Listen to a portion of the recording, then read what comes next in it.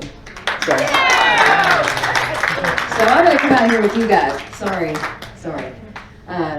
And all you folks over there on the sidelines, we're about to have a rally over here. You're going to miss out. You need to come over here. I drove a long way. Okay, well, I flew. All the way from the deep south. I mean, how many times do you get a Texan? I live in Arkansas now, but I'll always bleed orange. I'm a Texan. Through and through. But, hey, I love Massachusetts. What an amazing, beautiful state that you have. It's absolutely gorgeous. When I flew in, I'm looking at all the colonial homes. And I feel like I've stepped back in time. It was so gorgeous. And then at the same time, it's really sad.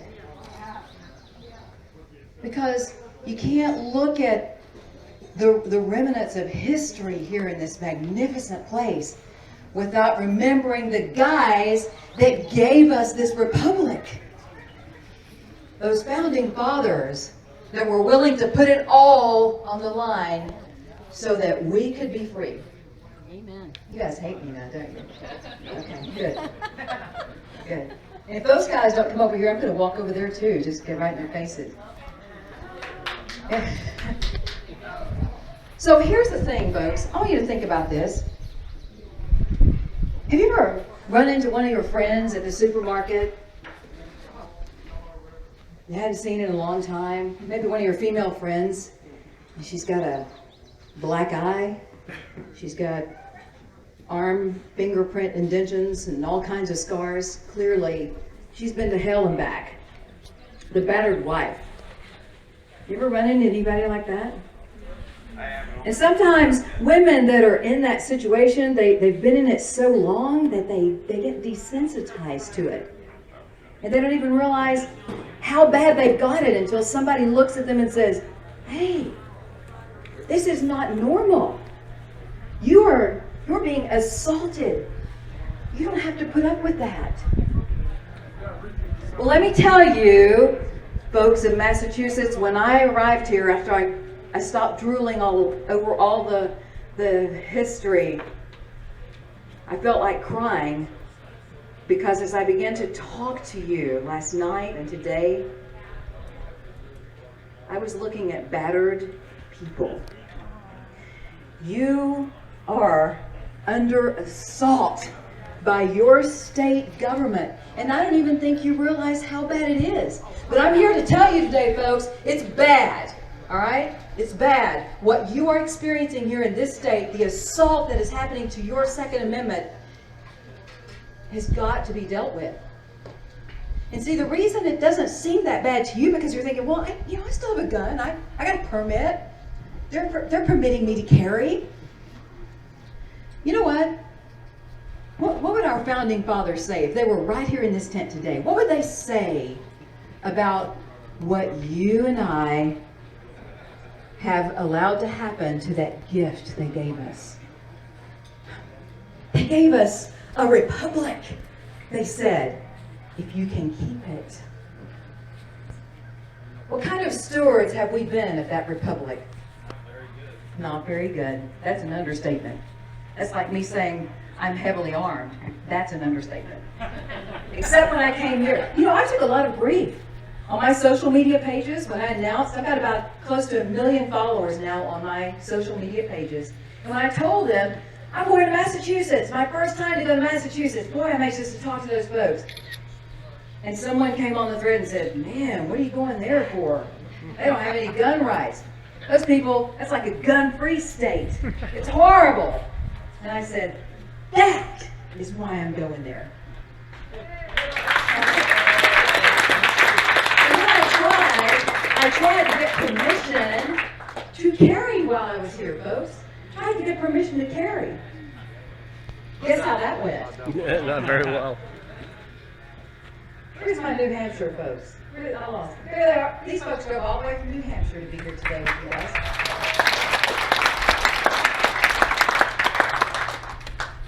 Do you know, I called your state licensing authority and I said, I am an Arkansas State Police certified firearms instructor. law enforcement certified. I am a National Rifle Association certified firearms instructor. I need to bring a gun into your state because I'm going to be there for the weekend, and I need permission to do that. And they said, nope, not happening. And I said, okay, what if I'm able to produce a letter from the Federal Bureau of Investigations, the FBI's counterterrorism unit, that states that Jan Morgan is on the ISIS hit list? Would that be sufficient for you to allow me to carry a gun? Because the FBI says that I should always be armed because they can't always protect me. And of course, when the FBI told me that, I said, you know, I have never asked the government to protect me. I just want to protect myself. Just stay out of my gun cabinet and I can handle this. And your licensing authority said, let me check with one of our detectives and see if that's going to be possible. And then the word back from them was, no. Yeah. So I have 2 bodyguards. Thank you, Dana. My official bodyguards today from Oath Keepers. Thank you. A former paratrooper, right? Yeah. Military experience. Unbelievable military experience, this woman. I thank Oath Keepers for sending her here for me today. But you know what I told her? I said, look, here's the deal. If some Muslim comes after me while I'm out at this place, I said, just let me have your gun because I probably shoot better than you do. Just stay close to me, but you don't pull the gun. You just say, hey, Jen, there he is, and give me the gun. So, just kidding. We haven't had a shootout yet, but if you ever comes to my range, I'd like to challenge you on that one. So, you know, folks, we're laughing, and I'm trying to keep it light because I know you've been here a long time today. You've been warming these benches all day. Do y'all need to stand up a second? Are y'all okay? Okay, all right. Yeah, I was like, why didn't they put me on at the first? I want everybody while they're fresh. So we got to fix this, folks. This is unacceptable. And see, I can't fix it for you. People came on my social media pages when I said, I'm going to Massachusetts. I'm so excited to speak at a Second Amendment rally. And then folks from Massachusetts came on and said, good, we need you to help us. Come, you need to fix our state. You know what? This is your state, not mine. What I came to do today is to, number one, in case you didn't notice, make you understand that you are a battered wife of the government in your state. You are under assault, in case you didn't realize it. And so once we get that established and you agree with me and understand that, then we're going to talk about how you need to fix it. This didn't happen overnight, folks, and it's not going to be fixed overnight. But we can do this, and we don't have to have a revolution. God help us if we get to that point. I'm all for let's fix this before it gets to that point, but we got to get serious. And me rambling on Fox News all the time and fighting for our gun rights on Fox News with the liberal idiots that I'm always up against, you know, I can't do it alone. That's FaceTime on TV. That doesn't fix the problem. It begins in your home. In your home.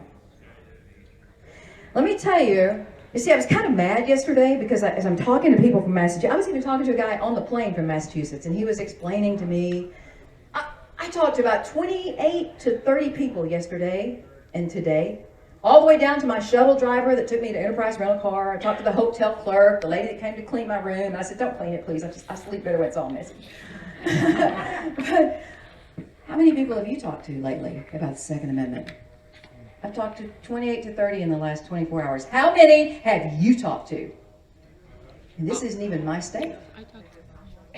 Okay, so I could say pep rally, rah-rah stuff and get you all excited and make everybody happy. But as I was talking to Tiffany last night, Tiff, as everybody knows her, I said, Tiff, what do these folks need to hear from me?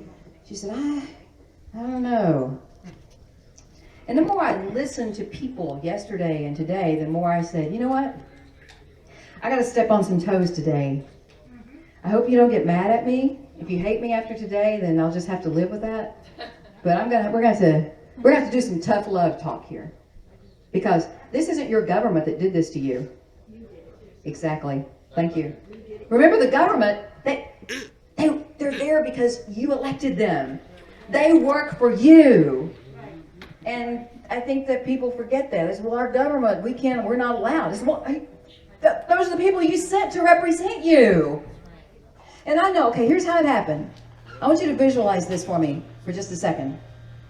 You know, our founding fathers, gosh, Massachusetts was the founding ground. I mean, they were here in, 1628. And they handed us this magnificent, huge rock of liberty for a gift. Solid foundation to build a superpower, the most incredible nation in the world, the nation that everyone in the world wants to come to, and then turn it back into the place that they came from. How does that make sense? But see, we started with this incredible foundational rock, folks. And then here's how it happened, right? We've got these liberty chiselers. They come in with their little chisels and they say, okay, we believe in the Second Amendment, but you need to pass a background check. Chisel, chisel, chisel, chisel.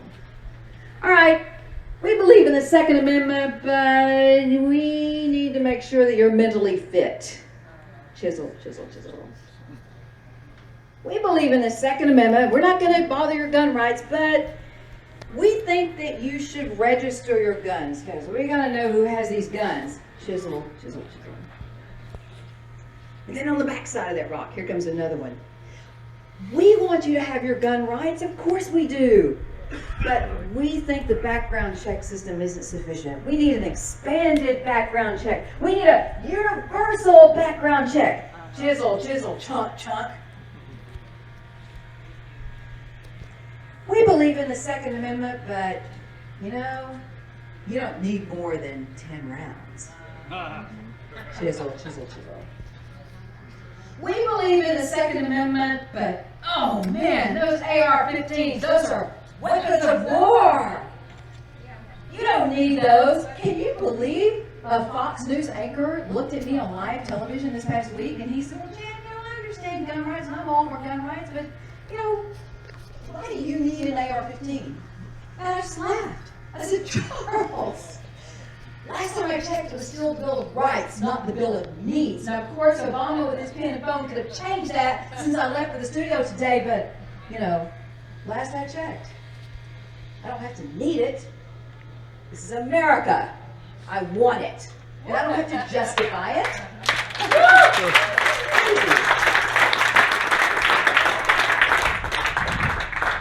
What do y'all want to bet? Hugh back here on the back row is a Baptist. He's like a good old Baptist. He's at the very back. See, I know his name because he came up for me to autograph one of those books a few minutes ago. So that's all I know is Hugh. Are you local? Mass. Okay. He's a man of many words. I live in Mass.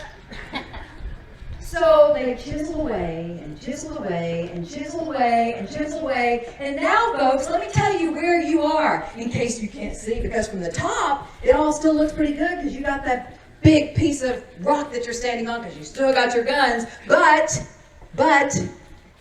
underneath this big top layer, all the bottom has been chiseled into this one little strand.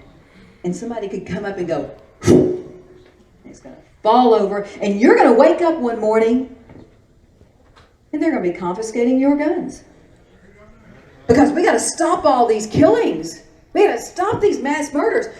Folks, this is just temporary, but we got to come confiscate those guns that are now all registered.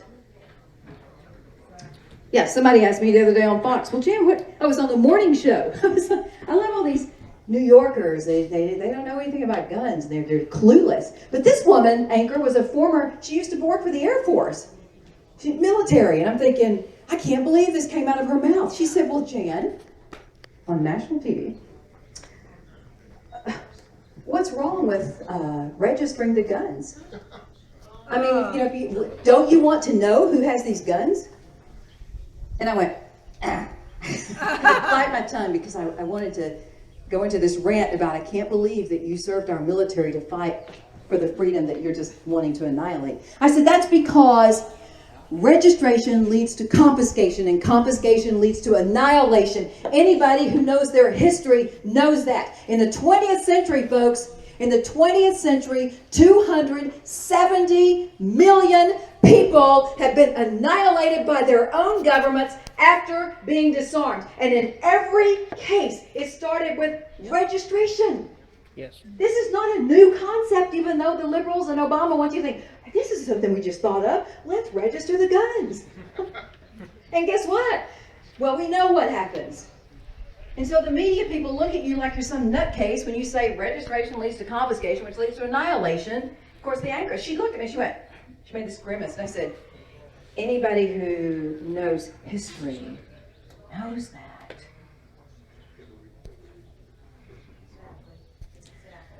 So here we are, folks. We got to do something in your state, because here's what's happening. Michael Bloomberg and his billionaire buddies have decided they can't make this happen on the federal level. Obama's tried it. It's not going to work. So what they're doing is they're filtering all that money into the states. The states. Hey, you guys over there drinking, you need to come join us. We got to get you in on the fight. Yeah, all of you, over here. This is where it's happening. This is the party. Wusses.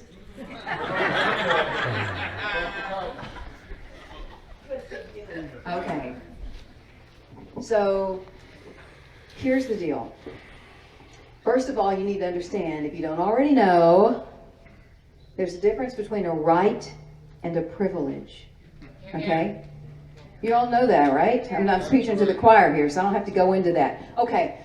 The government in Massachusetts is treating you like your gun rights are a privilege, which means it's revocable. Always remember, what the government gives, the government can take back. Which is why our founding fathers didn't call it a privilege. They didn't say the privilege of the people to keep and bear arms. They said the right of the people. And those guys weren't stupid. Their wording, do you know there's a whole book written about the drafting and the redrafting and the redrafting and the redrafting they did of the Second Amendment? I've got it. It's like this thick. It's thicker than Moby Dick. They sweated over every single word. The word right is there on purpose. And we need to keep reminding folks of that. A right is a basic human, it's inalienable. It's irrevocable. It's for all human beings. The right to keep and bear arms shall not be infringed. It doesn't say the right of the people that the government deems fit. It doesn't say the right of the people who demonstrate exemplary marksmanship skills. It doesn't say the right of the people who've never messed up in their lives and have a perfect, pristine record. It doesn't say the right of the people who we agree with politically. It says the right of the people.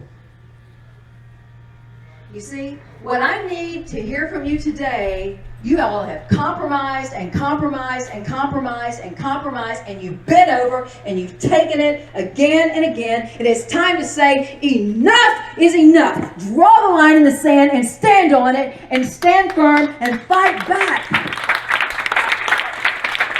Gotta fight, folks. I know, it's like, well, I can't, it's just, I can't really, our government, you won't believe all the excuses I've heard over the past 2 days. I've heard all kinds of excuses about why this has happened in your state under your watch. There is no excuse.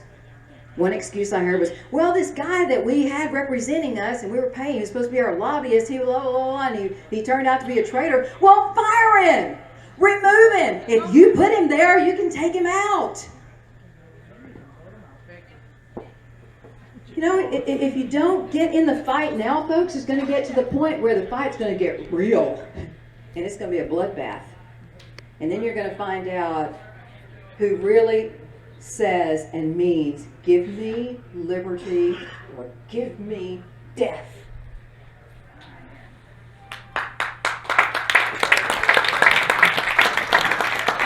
LaVoy was one of those people. What an amazing tribute from his daughter on Father's Day weekend. Yes. I'm sure that he was watching from heaven and smiling. It's just beautiful. So what are we going to do here? Well, the first thing we got to do is fight. And here's how the fight starts, folks. In your home. Let's talk about what you can do in your home. And see, this is the easy part. In your home, your kids, your grandkids, this is the easy part. You got to talk. You got to talk about the Second Amendment. You got to make sure they understand. You got to start with kids when they're this little. Because guess what? Your public schools are already starting with them when they're this little. They're starting with the indoctrination. So you got to indoctrinate. You got to start young, explain it to them. You know what? You see, there's this thing called the Constitution and the Bill of Rights. And this one part, this is why mommy and daddy have guns. Just in case the government turns bad and tries to start destroying our freedom, we have to keep tyranny at bay. See, that's why we have guns. We have guns to defend our lives should bad guys try to hurt us. The government turns bad and tries to start destroying our freedom. We have to keep tyranny at bay. See, that's why we have guns. We have guns to defend our lives should bad guys try to hurt us. You start from an early age educating your kids so that when you put a gun on and you're walking out the door, your daughter, 16-year-old daughter, doesn't say, "What are you doing? Are you about to go kill somebody?" You know, you're laughing, but somebody in this town told me that last night. And I grimaced, and I'm going to step on some toes. I'm not going to name names. But I was sitting there and thinking, if your 16-year-old daughter gets that alarmed when you strap on a gun, then by God, you're not strapping on a gun enough, and you should have been talking to her about guns, and they are to save lives. Guns don't kill people. 2.5 million times last year, law-abiding citizens pulled guns in self-defense and saved lives.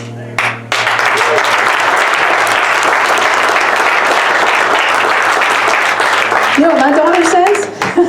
If anybody says, "Well, Jan, are you going there armed? Are you going to do something?" She'll come on my page and she'll say, "Oh, my mom's always heavily armed." And that's an understatement. She's usually got 2 and sometimes 3 guns and extra mags. And she doesn't think anything about that. It's a way of life with her. She carries. I made her take my class 3 times.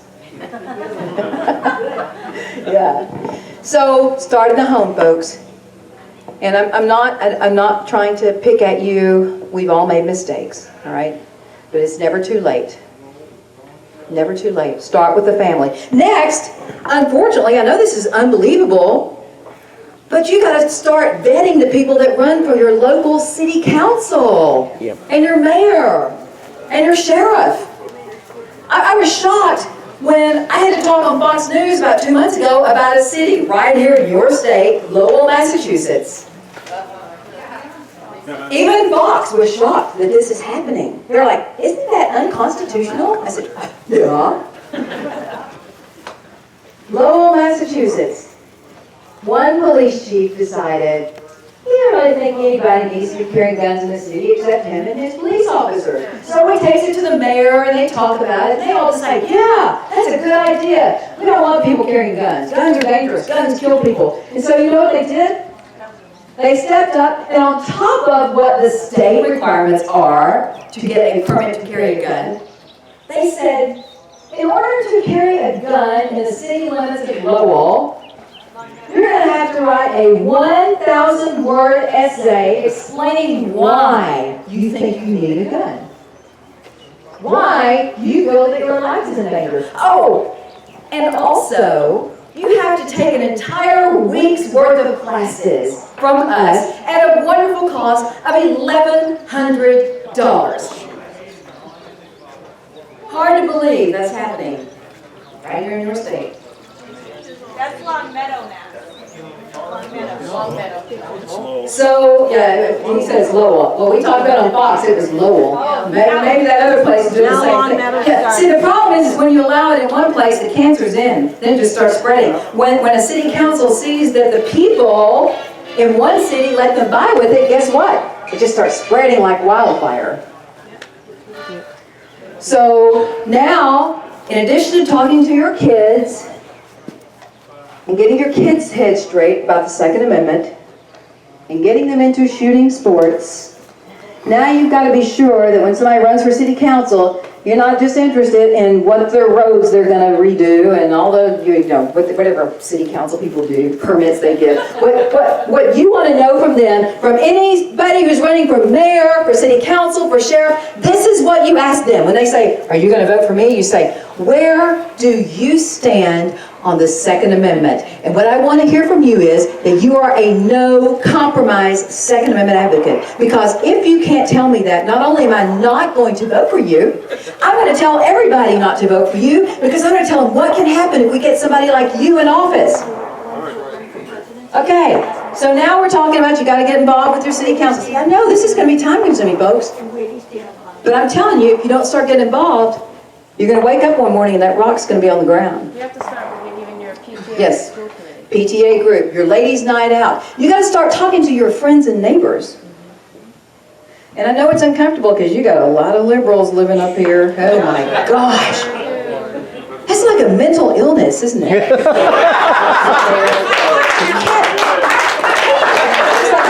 Nothing less liberal yeah, than it's like, how do you talk to these people? Well, I'll tell you what. slowly.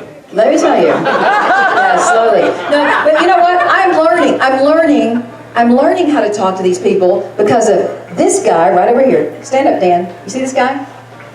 I'm learning how to talk to them because he used to be one of them. He used to be one of the enemies, okay? And I'm not going to tell his story. I'll let him tell his story in a minute. But Dan has been transformed, and not only has he transformed, becoming a Second Amendment advocate and a firearms owner has made him so determined to stand up and fight for the Second Amendment. He has written the hottest new book out there that every single gun owner should own. Because what it's going to do that no other book out there has ever done is tell you, it takes you inside the mindset of people like he used to be. And tells you how to get in their head. Because look, folks, what we're doing isn't working, right? I mean, we got all the facts on our side, but liberals don't care about the facts. Logic doesn't matter. Their rants are emotion-based. So you can't say, well, 2.5 million times law-abiding citizens pull a gun and save lives. So don't tell me guns kill. Well, good guns in gun in the hand of a good guy is the only way to stop bad guys with guns. I mean, you can throw stats at them, you can throw all the sayings all you want, but it doesn't get anywhere. They're not listening. We're not listening to them anymore because we know we're right. Facts hurt their feelings. Facts hurt their feelings. So yeah, facts hurt their feelings. I thought he said facts hurt their feelings. Facts. So what Dan has done in this book, he tells you why they are the way they are. See, I get books. Authors send me books all the time. And they're like, would you please read my book? And if you like it, would you promote it on your pages? Because they know I got a lot of followers, and if I promote it, people will buy it. But I don't promote things to people that hang out on my page because I'll never exploit that. I only share with them things that I personally believe will enhance and enrich their lives. So this guy, I didn't know this guy. He sent me an email and he said, Jan, I've written this book and I really think, I know you're out there fighting for the Second Amendment. I wish you'd read it. And if you like it, would you do me the honor of writing the foreword for the book? And I was like, I'll try to take a look at it when I get a chance. And then I set it aside. And then about a month later, I get another email from him. Yeah, Jan, just checking in to see what your status is if you had a chance to look at it. I'm like, oh man, I was like, no, I'll get to it. You know, I've started it, Dan, which means I've started over there to pick up the draft to look at it. I won't tell you how many times I fibbed because I was busy. And then finally one day, I felt so bad because it drug on 4 or 5 months, and he's like, Jan, I promise I'm trying not to bother you, but I just need to know something because it's going to get published, in a few weeks. I was just wondering. I was like, oh, golly, I already told him I started. I got to look at it. So I go and I sit down. I know you're hearing this for the first time now. I'm repenting. The truth. Yeah, the truth. I sat down and I started reading it. And I was like, wow. Holy cow, I've been doing this all wrong. No wonder these people won't listen to me. I've been going about it wrong. And folks, look. The fact that we're still debating gun rights after decades of and billions of dollars of donations to the NRA and Gun Owners of America and National Association of Gun Rights and the Second Amendment Foundation and all those organizations, we're still where we were. Every day it's a bigger battle. So the logical person, which is what we're supposed to be, would back away from that and go, okay, this strategy is not working. We're going to have to do something else here. He's got the strategy. Because, folks, the way we're going to win this war is one mind and one heart at a time. That's why I've talked to almost 30 people since I've been in your state already. People that you would think, well, you know, I should talk to the shuttle driver. What is he going to do? He's going to vote. She talked to the clerk at the hotel at the front desk. What's she going to do? Vote? Maybe start shooting? Got to talk to people, no matter how uncomfortable it gets, and not get mad, but get his book. And by the way, he's got those over there, and I'm autographing the forward, and he's autographing it if you're interested in getting one. Every gun owner should own it. If you're serious about the fight, you need to get that book, and you need to read it, and then start implementing. I've been able to transform minds 2 times this week at the range. People came in my gun range.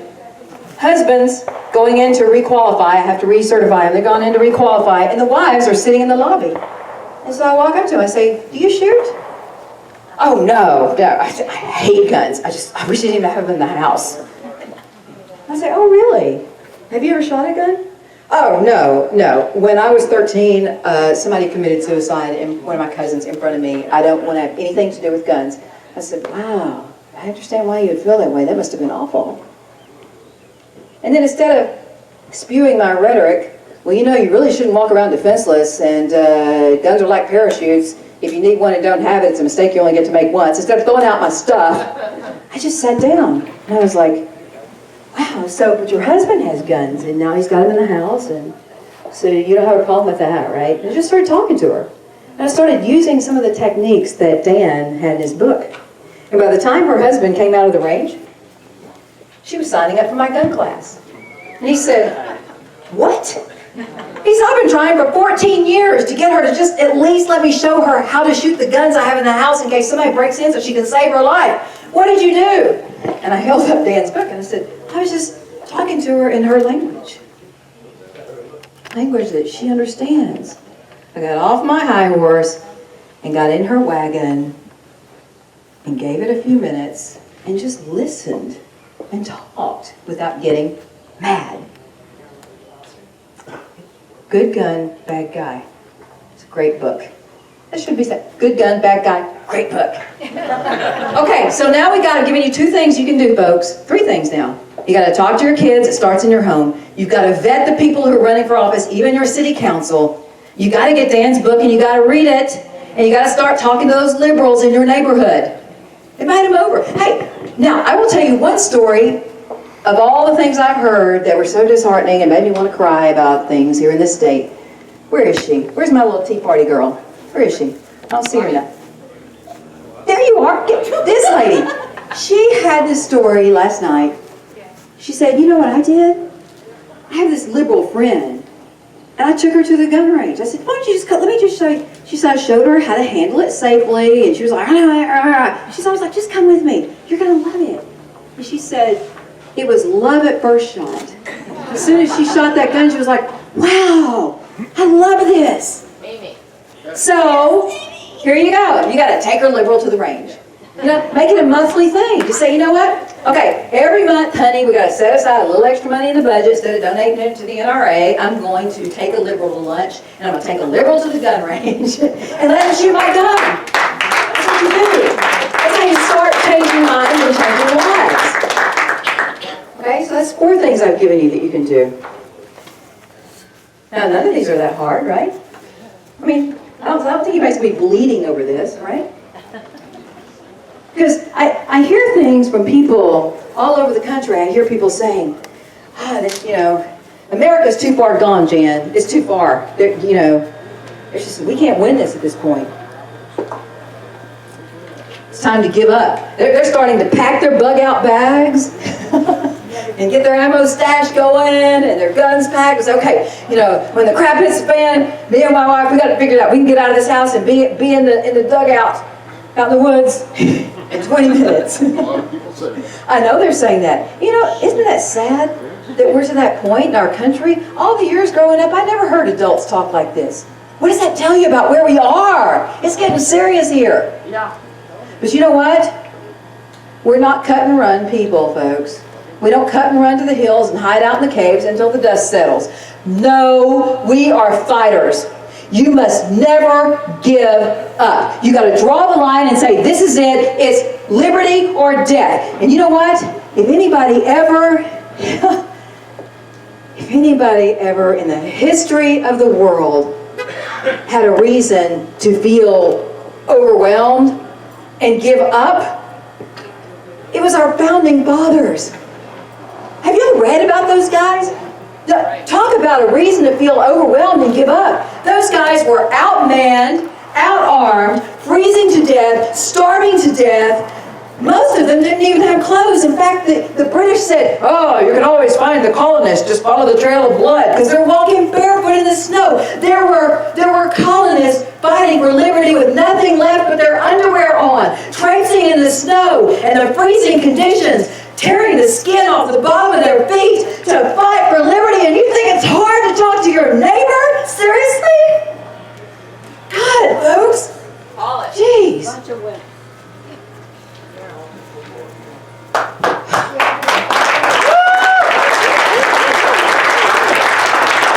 So sad. Where are the men? God, we've got more women with brass ovaries than we do men with balls in this country anymore. On Fox News, it's the women up there speaking for gun rights. It's me. It's Katie Pavlich. It's what's her face? Dana Loesch over at the Blaze. I mean, what are we doing up there? Come on, guys. Our founding fathers had every reason to give up. They had every reason to say, this is too big. But they didn't. And what they accomplished with nothing. So don't tell me, oh, we can't go up against Bloomberg's money. It's too big. We can't go up against Soros. Yes, you can. Because when it gets down to it, sheer passion and heart and true grit and determination is what won this country for us. It's what gave us a constitutional republic. It wasn't all the money in the world that the British had. It was passion for liberty that gave us this country.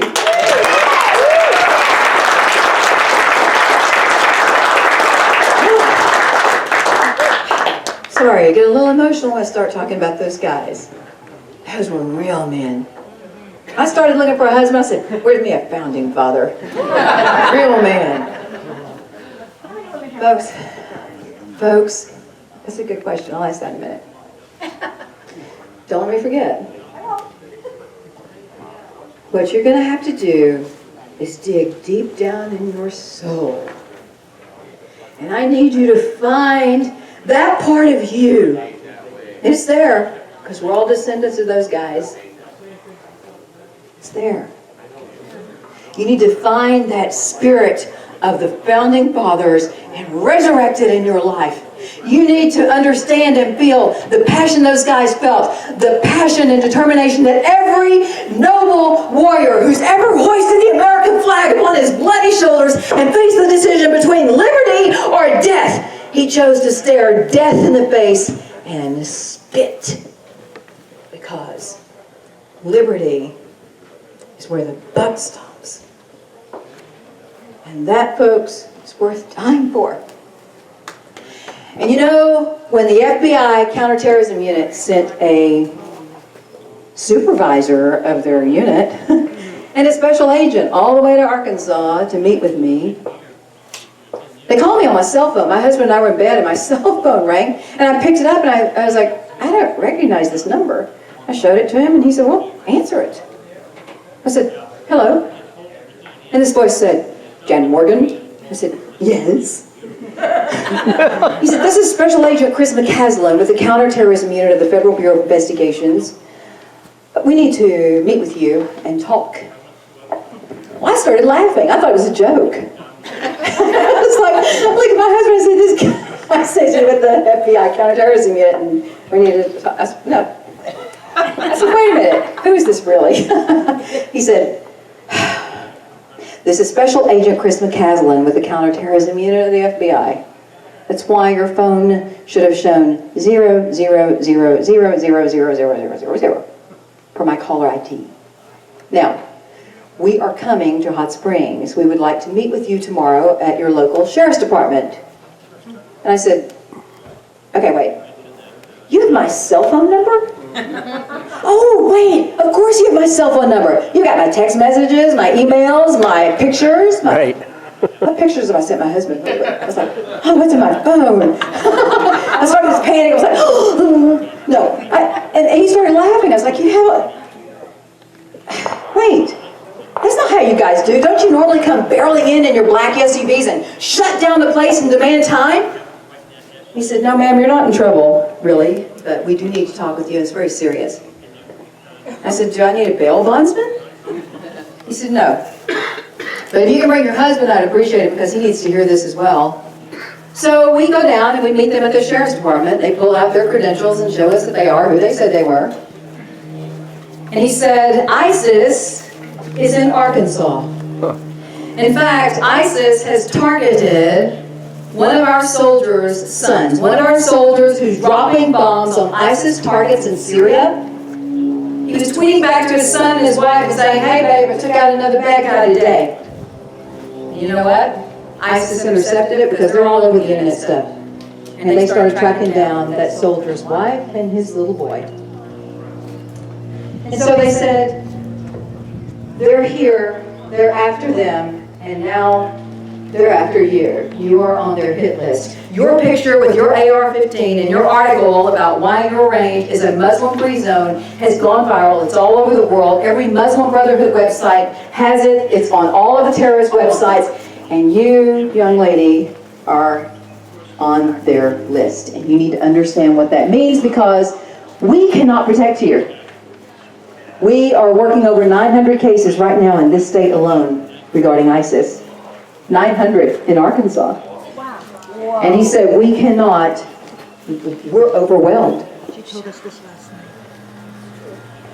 And I said, I'm sorry, see, if you've been in my text messages and in my emails and in my Facebook and on all my stuff, then you know that I've been getting death threats from Muslims for 5 years. This is not new. I've been politically on the national and international front against Islam for 5 years, trying to educate people.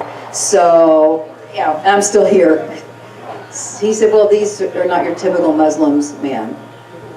I said, well, okay, well, I appreciate that, but I thank you guys for, calling me and letting me know, but I've never asked the government to protect me.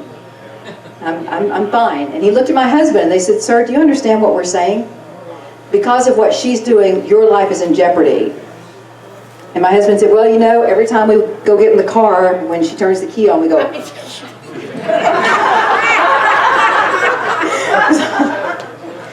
I said, I'm sorry. I guess the way you want me to say is that I'm gonna stop doing what I'm doing. He said, well, we recommend that you pull off of your social media pages, you pull your website down, and you just go undercover for a while and just kind of lay low until this settles down.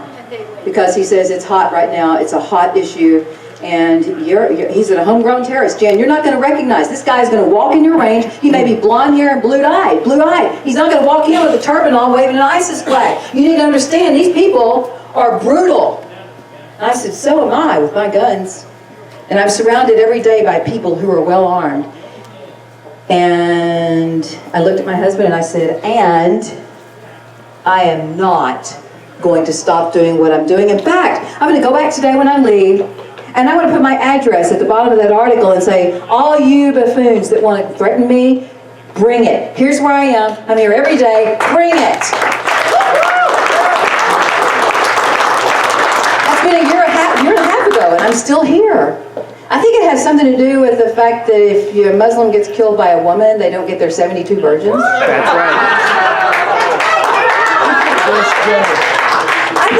I think that Muhammad or whatever his face was, I think that he miswrote that. I think he meant to say 72 Virginians. But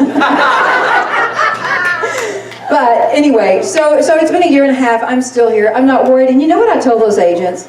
I said, because they were getting pretty exasperated because they feel like if I don't stop, they're going to have to allocate resources to me or whatever. And I said, I don't expect anything from you guys, really. He said, well, here's my card. You need to call me. You need to text me. If you notice anything strange, if you notice any blah, blah, blah, blah, blah. I said, okay, well, here's the deal.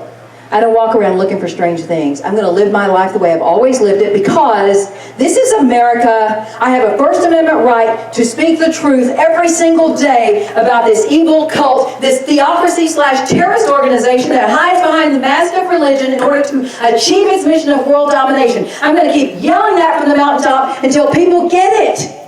Right.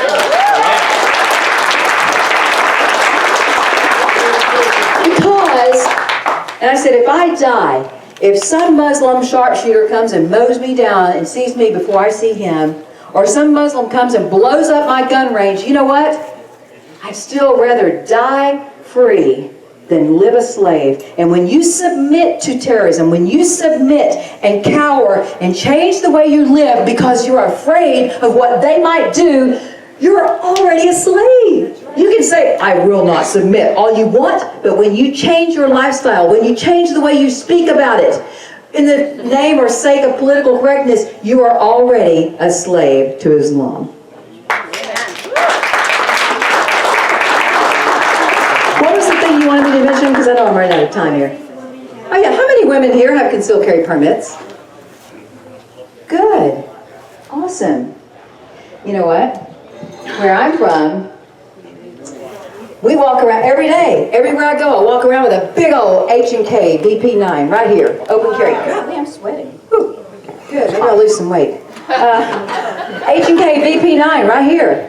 And then right here, I've got a SIG P238 as my backup. And then right here, I've got a double mag holder with another 2 16-round mags. I got 16 rounds in this. I'm drooling. That's how I walk around every day. And you know what? Nobody in my state thinks anything about it because No infringement. we're not going to get where you are. I fight it every day. I stay on top of it. Our people stay on top of it because I don't want to be where you are because it's going to be hard to turn it back. But you can. Just when you think you can't, look at the folks in Colorado. Folks in Colorado, they had just elected 3 representatives. And as soon as those guys got in the office, the first thing they started to do was they were going to write some of the most strict gun control legislation ever to hit that state. And the people said no. And you know what? Those guys were being funded by Soros and Bloomberg's money and Moms Demand Action and all those hateful anti-gun groups. So they were up against big money. But you know what? They didn't ask the NRA for help. They didn't ask any of those national organizations for help. It was real people, regular folks, just like you and me. Got boots on the ground, went in their neighborhoods, circulating petitions, got those petitions signed for a recall election, Good. and they recalled 2 of those guys. So don't say you can't win. Don't say you can't win. Chicago, Illinois, believe it or not, they were in worse shape than you are. The real folks, not the NRA, not those big organizations, but a little group of people called Illinois Gun Owners Political Action Committee. They called me and they said, Jan, we're in a heap of trouble here. Can you help us? I said, I'm not going to fight for you, but I will come help get your people stirred up, and I will help you raise money for a fight. So I went to Chicago. I taught 2 or 3 gun classes there. There were 76 people in my first class. Whoa. And every dime went to that Gun Political Action Committee. Every dime. And we had a meet and greet. It was packed. People paid $75 a person to come in and chat with us and sat down. I chatted with everybody, made sure I made my way around to everybody and thanked them for coming and thanked them for their support. And you know what happened as a result of that? That money was used to fight the legal battle so that people in Chicago and the rest of the state of Illinois could get concealed weapons permits because they couldn't even get permits. And that's why Chicago had the highest gun-related crimes in the country. Now, that's on the way to changing because more people are starting to carry. There's still a lot of work to be done there. Most of the places you go have those signs on the door, guns prohibited. So there's still a big battle, but at least people can carry guns. So you can fight. Talk to our representatives. No, you got to talk to your representatives. You got to talk. You got to go sit down with them, and you got to make a difference. You got to do it yourself. So, I haven't given you anything to do now that's going to make you bleed.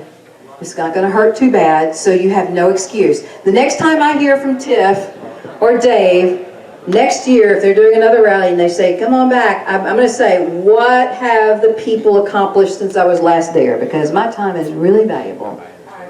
And I need fighters. I need fellow warriors. I don't need people that, hide behind the bushes while I go out and fight. I need you on the front lines with me.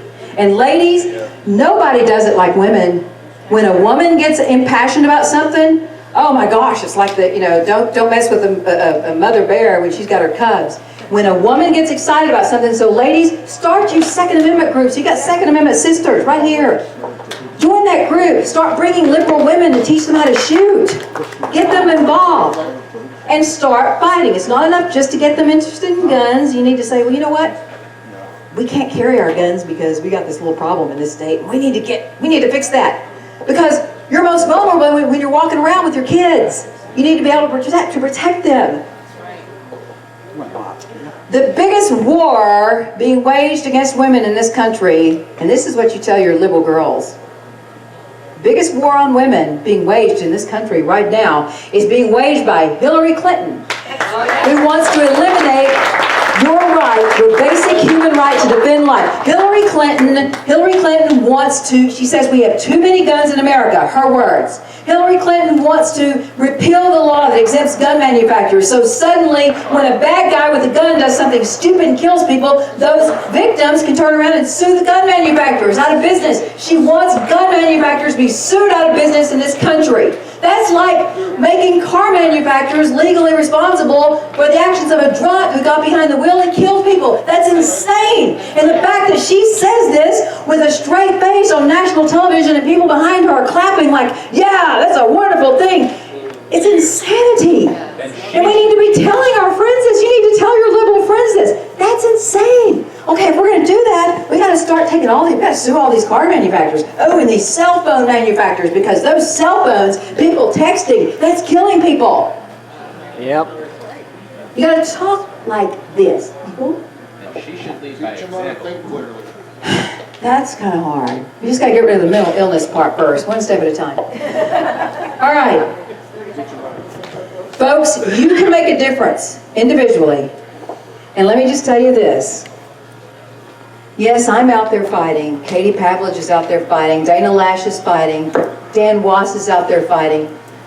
But you, as a private citizen, can have more impact on the people that represent you than TV faces. Let me tell you something. The biggest Second Amendment impact of all time, the greatest Second Amendment speech of all time was delivered by a woman, just a regular girl, in Texas.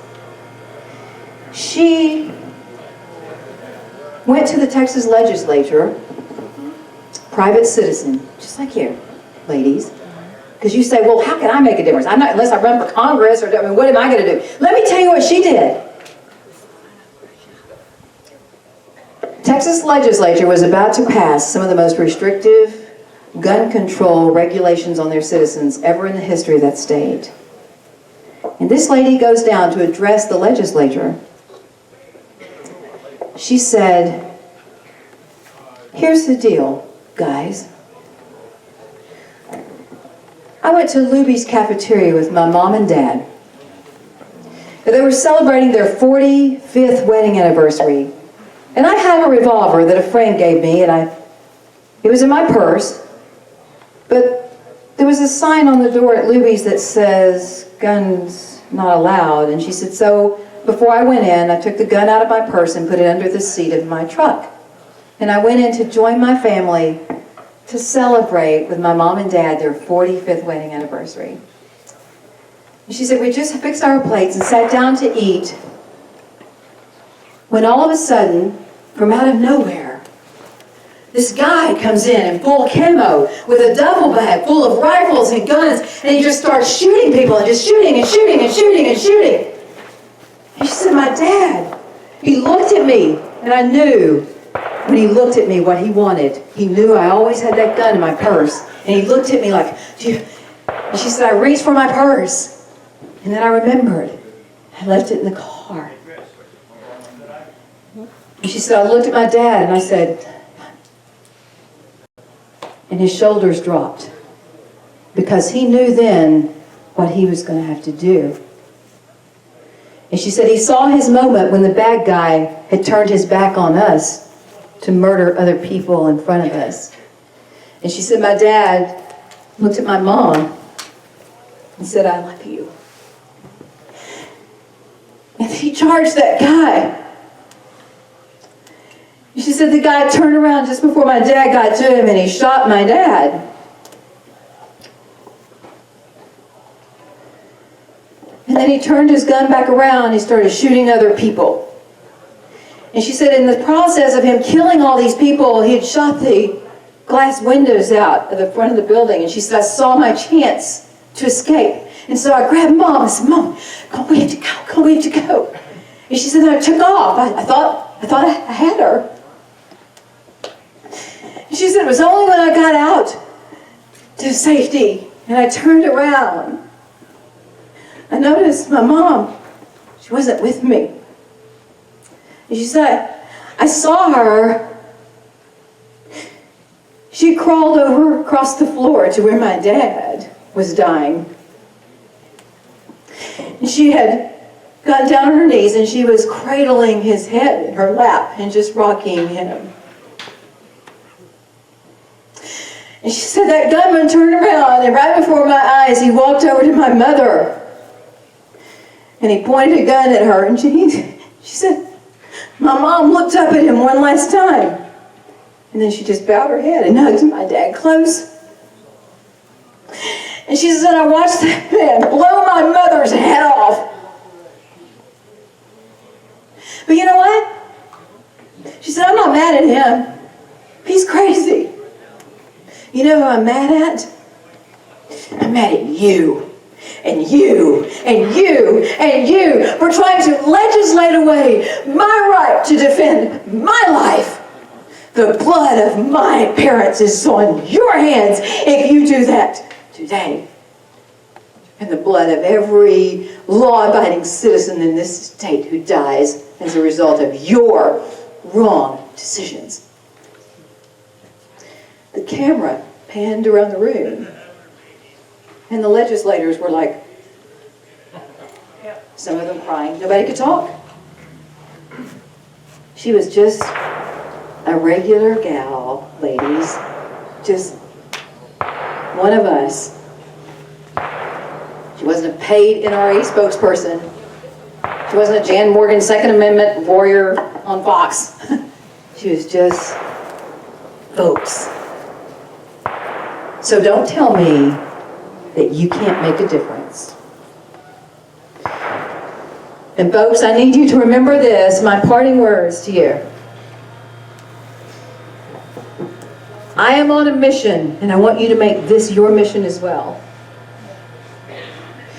That your gun, and your wife's gun, and your daughter's gun, your family member's gun, your gun is an essential, not optional, essential part of your daily wardrobe. Ask my husband every day when I get out of bed, butt naked, the first thing I grab is my gun. And I say, wonder what I'm going to wear with this today. You're laughing, but that's what I ask him. He'll tell you. Every day I build my wardrobe around this H&K. Like, because I'm not going to let anything, this is the most important part. I don't want anything obstructing it. I don't have to lift a blouse to get to it. I don't want to put it in bra holes to where I've got to flash everybody to get to my gun. I want it right here as quickly and as easily accessible as possible. Essential, not optional. Every time you walk out of your house without a gun, you are playing Russian roulette with your life. And if you don't think your life is any more valuable than that, I feel sorry for you. But I bet if you ask the loved ones in your life if they feel that your life is that invaluable, they would tell you otherwise. Always remember, folks, whether you love guns or hate guns, and you tell this to your liberal friends, an armed America is a free America. And those guns are our key. Keeping it that way. God bless you. God bless America.